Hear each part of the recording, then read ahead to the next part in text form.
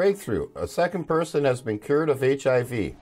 I'm Steve Belair and welcome to Breakthroughs. New research has suggested that after a long-term follow-up, HIV is no longer detectable in a patient that was previously HIV positive.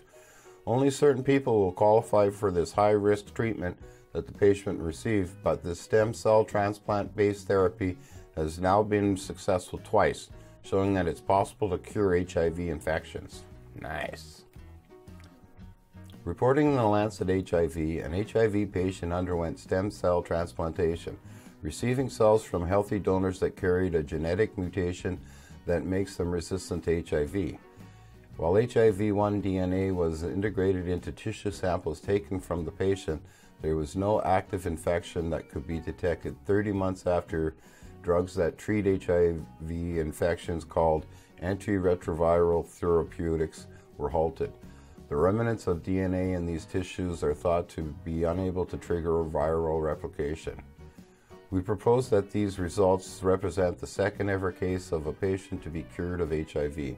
Our findings show that the success of stem cell transplantation as a cure for HIV, first reported 9 years ago in the Berlin patient, can be replicated, said the lead study author, Professor Ravindra Kumar Gupta of the University of Cambridge.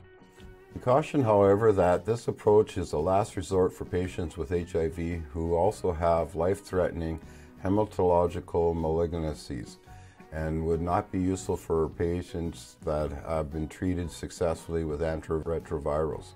Current therapies enable most HIV-infected patients to live a long, healthy life. This work may help open up avenues to a cure that most patients can use, however.